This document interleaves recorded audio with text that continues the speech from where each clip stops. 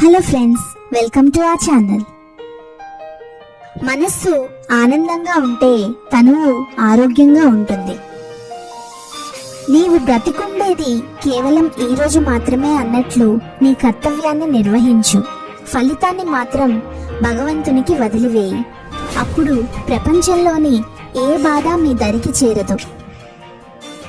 ముందు నిన్ను నువ్వు సంస్కరించుకో, తర్వాత సమాజాన్ని సంస్కరించు.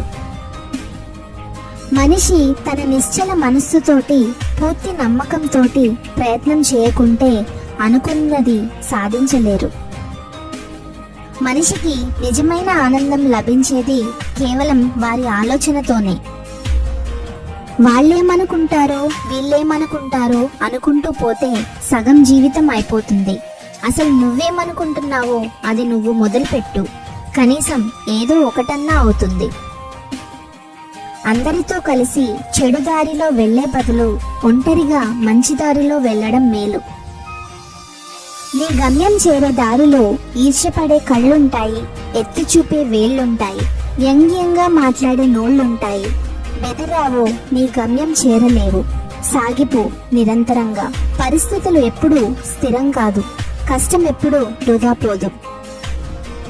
ఓర్పుకు మించిన గొప్ప ప్రార్థన మరొకటి లేదు. అంకెలతో దేనినైనా నిరూపించవచ్చు, ఒక్క నిజాన్ని తప్ప. సానుకూల ఆలోచనలు ఉన్నవారికి ఆనందం నీడలా వెంటే ఉంటుంది. ఆశ దుఃఖానికి హేతువు అవుతుంది. ఆశ నుండి విముక్తి పొందితే దుఃఖం అంతమవుతుంది. సాయం చేసేవాడు దేవుడు, మంచిగా మాటలు చెప్పేవాడు గురువు, నీతిగా బ్రతికేవాడు మనిషి.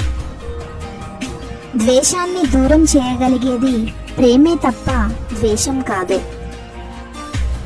పక్కవాడు ఏడుస్తుంటే ఆనందించకు, ఎందుకంటే నీకెందులోనైతే ఆనందం దొరుకుతుందో దేవుడు నీకదే ప్రసాదిస్తాడు.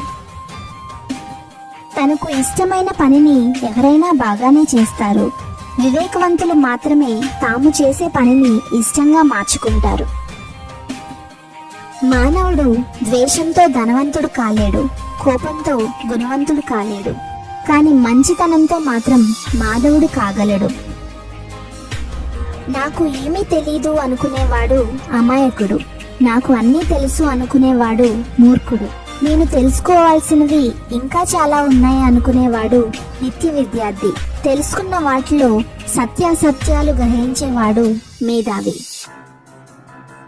అవసరమైతే మాట్లాడు, లేదంటే నిశ్శబ్దంగా ఉండు. సాధ్యమైనంత వరకు సంభాషణల్లో ఇతరుల ప్రస్తావన వద్దు. ఉత్తమ సంభాషణలు సిద్ధాంతాల చుట్టూ తిరుగుతాయి, నీచమైన సంభాషణలు వ్యక్తుల చుట్టూ తిరుగుతాయి. మన దుఃఖానికి కారణం కొడుకు ఆప్తుడో కాదు, మనలోని అజ్ఞానమే కారణం. ఇతరులను బాధపెట్టేవారు ఖచ్చితంగా బాధపడతారు. దాని నుంచి ఎట్టి పరిస్థితుల్లోనూ తప్పించుకోలేరు. అన్ని విషయాలు తెలుసుకో, నాకే తెలుసునని గర్వపడకు. ఇతరుల కంటే ఎక్కువ అని నువ్వు భావించుకోకు.